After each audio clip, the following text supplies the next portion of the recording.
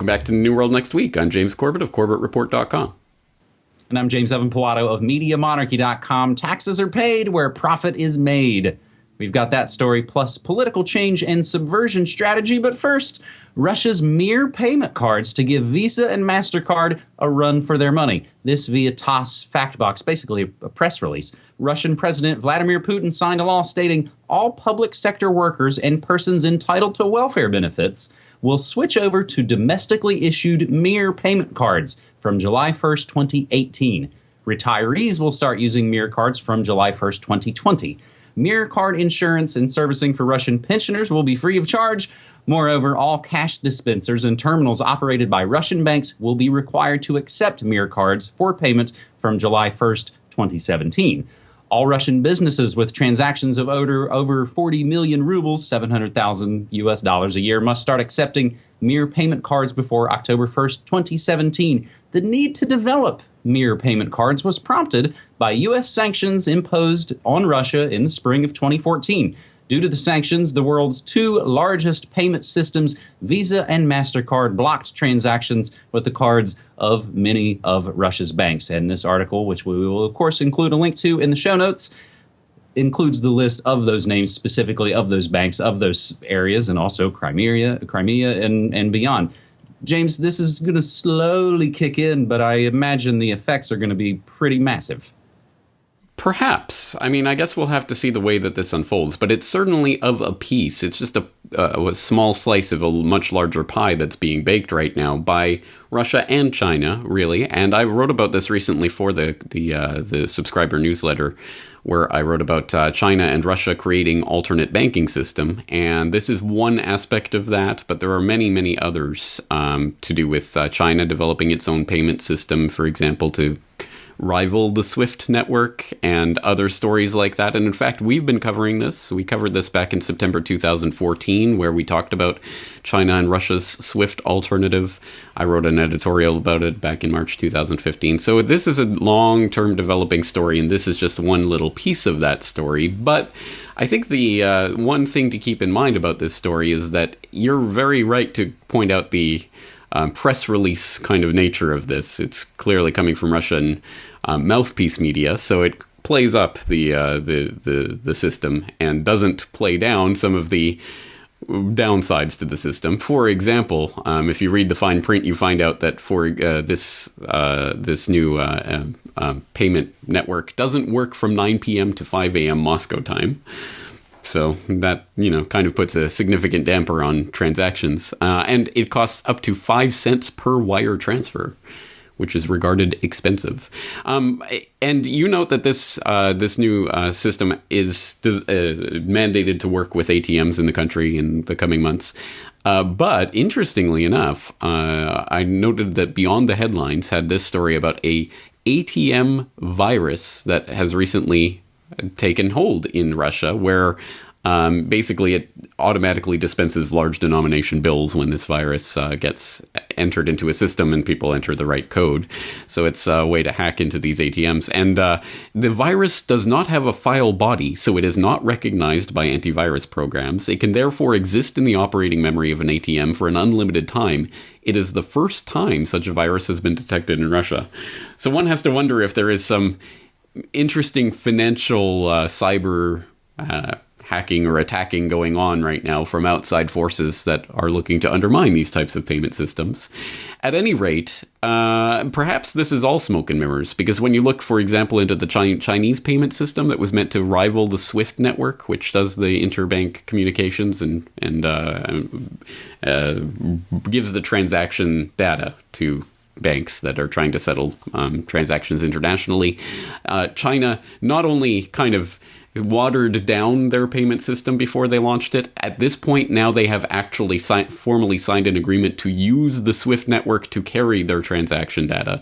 So the entire idea of this originally, supposedly, well, we got to get around the SWIFT network because we saw what happened with Iran when they were delisted in 2012. We don't want that to happen to us, so we'll have to create our own alternative.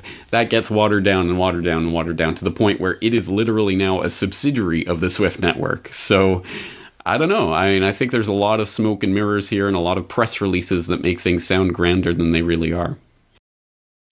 Well, a lot of smoke and mirrors, and the virus story you mentioned is really interesting from the standpoint of what could be, virtual terrorism. It could even be disguised as someone else acting as some other nation, if you will, which perfectly sets us up into our second story this week on New World Next Week, episode 309. This is being published on May 4th, 2017, as we go to the London Independent. Owned by Russian oligarchs, German soldier posed as Syrian refugee in false flag terror plot. A cell of suspected white right-wing extremists operating within the German army are being investigated as the probe into an alleged terror plot widens. Prosecutors are investigating a group of up to 5 people surrounding a soldier accused of posing as a Syrian refugee to carry out a false flag attack. The suspect, named only as Franco A., was arrested after police traced a loaded gun he stashed at Vienna International Airport, but investigations at his barracks have revealed signs of a wider network. An assault rifle case carved with a swastika was found in his room, where the letters HH, of course Heil Hitler, were inscribed on the wall, and a Nazi-era pamphlet depicting a Wehrmacht soldier was discovered. He didn't raise any alarm over extremism while in the army, despite writing a master's thesis on political change and subversion strategy at a French university in 2014 that was found to contain far-right thinking.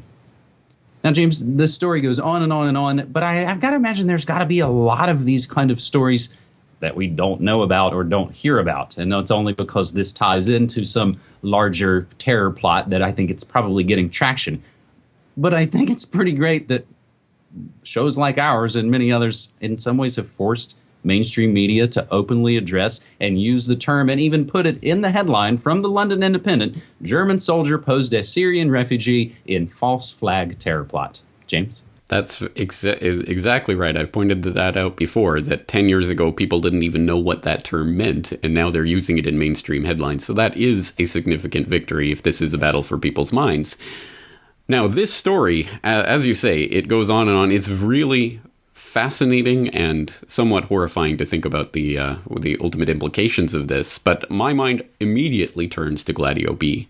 And I think we have to see this in the bigger picture of what's going on here. We have obviously the NATO forces and all of their allies creating the original seed of this crisis by, of course, bombing Syria to smithereens, for example, or funding the terrorist insurgency that's tearing that country apart, and bombing Libya to smithereens, and all of that creates the crisis and the chaos and the tumult, which leads to all of this migration. And then they create the hysteria over the refugees are coming, and so they whip up all these stories about this and this and this and this, and half of them turn out to be false, but it's the headline that matters, not the reality. And then the other part of this, the fait accompli, is, and then we get soldiers to dress up or pretend to be refugees, get on the refugee system so they're accepting welfare, and then participate in false flag events so that we can blame them on those scary refugees, which, by the way, we created the whole crisis in the first place. It's problem, reaction, solution in every way. They're manipulating it at every side to make people, again, fall into their paradigm where, it's the virtuous European West versus these Muslim hordes that are invading, that are actually German soldiers dressed up as Muslims, and all of this. I mean, it's flat out blatant in your face that they are controlling this. And this is the way that Gladio B, or its next iteration, whatever, is operating now. The original Gladio, obviously, they were dressing up as commies and whatever to do bombings so that they can demonize their political opposition.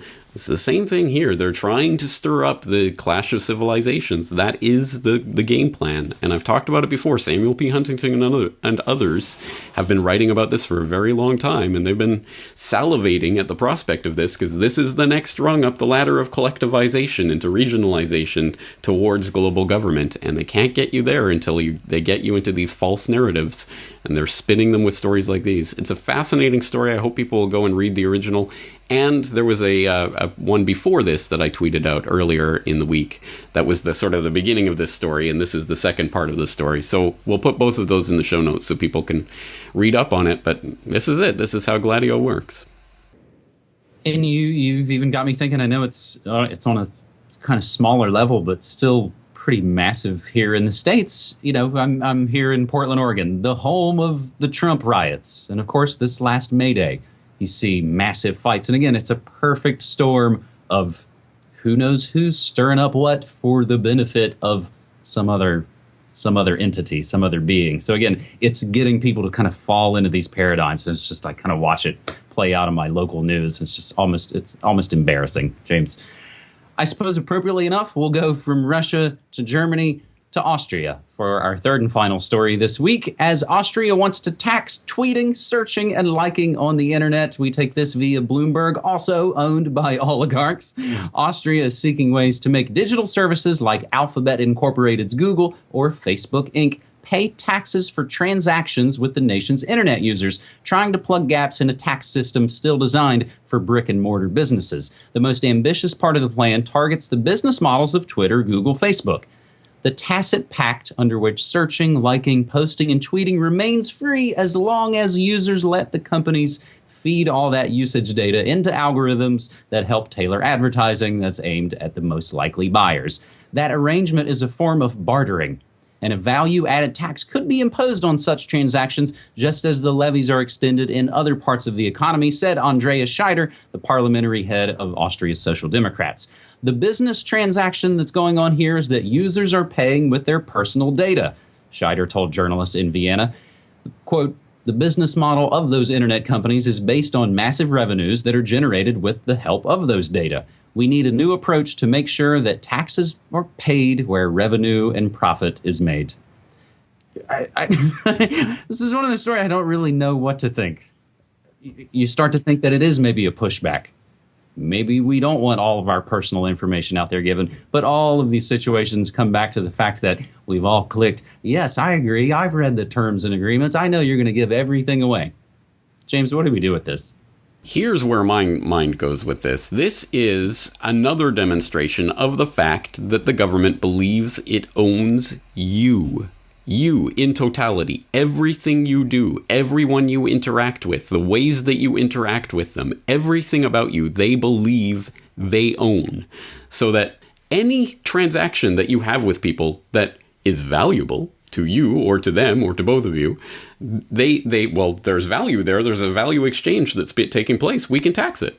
That's ultimately what this is about, is, of course, by that logic, of course, then barter and absolutely everything else is just taxable. We just got to put a dollar value on it and then tax you for it.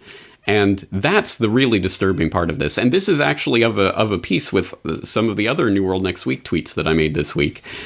For example, the Indian Attorney General just argued before the Supreme Court of India, citizens do not have absolute right over their bodies. No, of course, you can't say what you do or don't do with your body. The government gets to determine and delimit and tell you what you can and cannot consent to with your body. They're arguing that, in this case, in the context of that biometric ID system that I've been talking about in recent months that's about to be linked into the cashless payment system, basically saying, no, you don't have the right to say that you will not give us your biometric ID details. The government can force you to do that and then lose, a couple million people's data in the process. But, whatever. But the government is explicitly in that case arguing we own your body. And of course, that's what, for example, the drug war, that's what it's about. It's the government saying we own your body. We can tell you what you do with your body or don't do with your body. And this is the same same idea as a story I tweeted out. Hundreds suffer as city shuts down church for helping the homeless. You cannot do things like that unless we give you the proper go-ahead. And in this case, it's a zoning regulation. You don't have zoning regulation to have a homeless shelter here, so you can't help the homeless here. We get to tell you what you can do, where you do it, and what you do with your body, or what you don't do with your body. We can tell you if you can consent or not consent to the things that we want to do with you. We can tax things that you do with other people. Even if there's no money changing hands, there's value. Therefore, we'll put a dollar figure on it and tax it. So all of these stories are of a piece, and it all comes down to the central idea. The government believes it owns you. The only question is, are you going to go along with that? Do you agree with that? I think it's interesting, the story you talk about with the church that's in Iowa. And I wonder if situations like that are going to cause other churches, organizations, secular organizations and religious organizations to stop getting their government designation that says, oh, you have tax-free status, that they're not even going to apply for it anymore and to try and fly under the radar. That, I think, is a kind of huge way that we're winning, that even people that we wouldn't normally align ourselves with politically or socially or whatever, again, constructed divisions, when they all start to get to the same point of saying, I want to remove my consent and involvement with anything that has to do with the state, that's a positive thing. One of your other tweets was about MIT, that they've noted something about 1 in 3 kids in developing countries aren't documented. Their births aren't documented, James, and you noted, hey, that's a good start. And I actually included that on my latest Good News Next Week episode. Do you want to say anything about that? Oh, no, go ahead.